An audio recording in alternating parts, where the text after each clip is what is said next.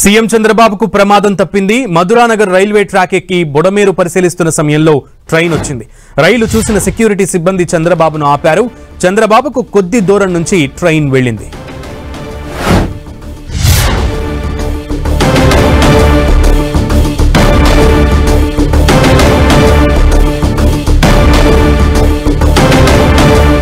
చంద్రబాబుకు సమీపం నుంచి రైలు వెళ్ళింది. మధురానగర్ ట్రాక్ పై నుంచి చంద్రబాబు బుడమేరును పరిశీలిస్తున్న క్రమంలో ఒక్కసారిగా రైలు రావడం గమనించినటువంటి సెక్యూరిటీ సిబ్బంది చంద్రబాబును అలర్ట్ చేయడంతో సీఎం చంద్రబాబుకు పెను ప్రమాదం తప్పింది.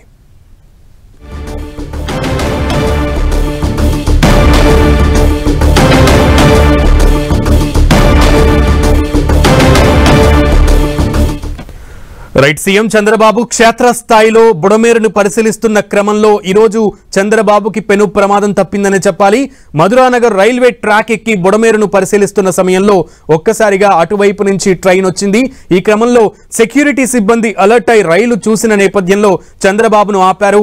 చంద్రబాబుకు కొద్ది దూరం నుంచే ట్రైన్ వెళ్ళినటువంటి పరిస్థితి ఉంది. ఈ క్రమంలో చంద్రబాబుకు పెను ప్రమాదం తప్పింది.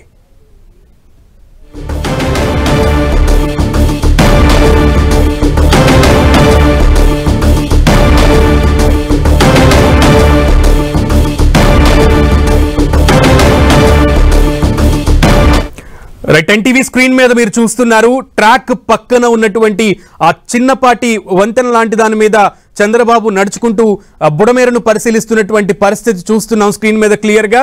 ఆ ట్రాక్ నుంచే ట్రైన్ వెళ్ళినటువంటి పరిస్థితి ఉంది. చాలా దగ్గర నుంచి ట్రైన్ వెళ్ళినటువంటి పరిస్థితి ఉంది. సో పెను ప్రమాదం నిజంగా తప్పిందనే చెప్పాలి. దీనికి సంబంధించి పూర్తి సమాచారం మా ప్రతినిధి రవిచంద్ అందిస్తారు. రవిచంద్.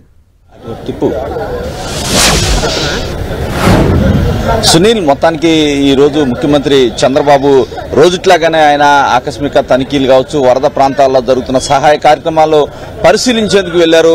ఈ ఉదయం కూడా ఆయన ఏదైతే నిడమానూరు ప్రాంతంలో బుడమేరుకు పడిన గండిని పరిశీలించేందుకు వెళ్లారు.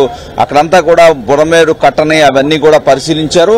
అనంతరం చూస్తే అక్కడ ఏదైతే మధురానగర్ కూడా రావడం జరిగింది. మధురానగర్ అని విజయవాడ సిటీలోనే ఉంటుంది. ఆ మధురానగర్ ప్రాంతంలో పెను ప్రమాదం అయితే తప్పిందని చెప్పుకోవచ్చు. వరదను పరిశీలించేందుకు రైలు వంతెనపైకి కాలినడకన వెళ్లిన చంద్రబాబు భద్రతా సిబ్బంది వారించినప్పటికీ వినకుండా రైలు వంతెనపై నడిచి బుడమేరును పరిశీలించిన చంద్రబాబు, ఎందుకంటే కింద నుంచి చూస్తే కనిపించడం లేదు వరద ప్రభావం ఏ విధంగా ఉంది. అందువల్ల ఆయన రైల్వే ట్రాక్ మీద ఉండి పరిశీలించేందుకు ప్రయత్నించారు. ఎందుకంటే గత 3-4 రోజుల నుంచి కూడా ఆయన ప్రాణాలకు తెగించి ప్రజల కోసం అనేక పనులు చేస్తూ ఉన్నారు. ఆయన బుల్డోజర్లో అదేవిధంగా ప్రొక్లైనర్లో కూడా రోజు ప్రయాణం చేస్తున్న పరిస్థితి ఉంది. ఈ రైలు వంతెనపై నడుస్తుండగానే ఎదురుగా ఒక రైలు కూడా ఆయనకు ఎదురు వచ్చింది. చంద్రబాబుకు అతి సమీపంగా రైలు వెళ్ళింది. రైలు తగలకుండా పక్కగా నిలబడి ఉండటంతో తప్పింది. అంటే పక్కకి నిలబడ్డారు.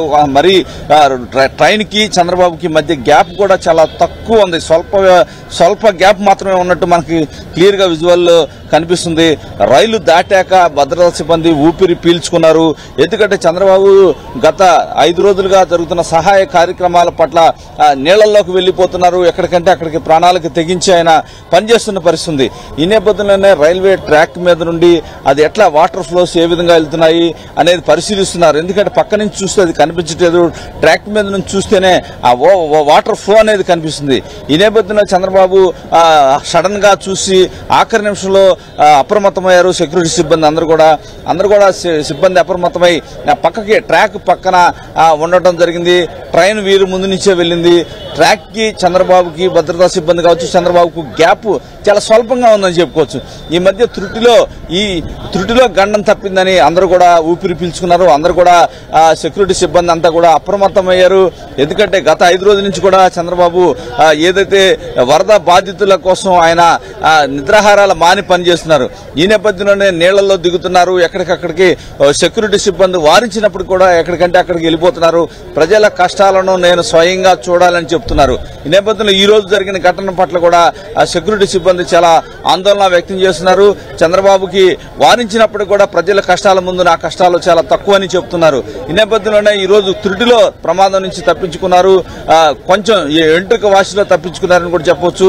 ఏదైనా సెక్యూరిటీ సిబ్బంది కావచ్చు, చంద్రబాబు వ్యక్తిగత సిబ్బంది కూడా మొత్తం కూడా ఈ రోజు జరిగిన ఘటన పట్ల కొంత ఆందోళన వ్యక్తం చేస్తున్నారు. కొంత ఈ అంశం ఒక చర్చనీయాంశంగా మారింది. చంద్రబాబు అవన్నీ తిరిగి ఉదయం ఉదయం నుంచి కూడా ఇప్పుడే తన కార్యాలయంలా భావిస్తున్న బస్సు దగ్గరికి వెళ్లారు. ఆ బస్సులోనే ఆయన ఉన్నారు. వచ్చిన తర్వాత కొంత లేట్ గా ఈ సమాచారం అందరికి తెలిసి అందరూ కూడా మంత్రులు కావచ్చు, అందరూ కూడా చాలా మంది వ్యక్తిగత సిబ్బంది, పోలీసు ఉన్నతాధికారులు కూడా కొంత ఊపిరి పీల్చుకున్న పరిస్థితి మనకి కనిపిస్తుంది. చంద్రబాబు వచ్చిన తర్వాత ఈ అంశాన్ని పక్కన పెట్టేసి దైనందిన కార్యక్రమాల్లో నిమగ్నమయ్యారు. సిఎస్ అదేవిధంగా అధికారులతో చర్చలు అయితే జరుపుతున్నారు. వరద ప్రభావిత ప్రాంతాల్లో ఏ విధంగా జరుగుతుంది, క్లీనింగ్ ప్రాసెస్ ఏ విధంగా జరుగుతుంది, అదేవిధంగా రేపటి నుంచి వారందరూ కూడా నిత్యావసర సరుకులు ఇవ్వాలి. 170 సచివాలయాల్లో నుంచి బాధితులందరూ కూడా సరుకులు ఇవ్వాల్సిన కార్యక్రమాన్ని కూడా శ్రీకారం చుట్టబోతున్నారు. ఇప్పటికే మంత్రులంతా రివ్యూ ఇచ్చారు. చంద్రబాబు కూడా గ్రీన్ సిగ్నల్ ఇచ్చారు.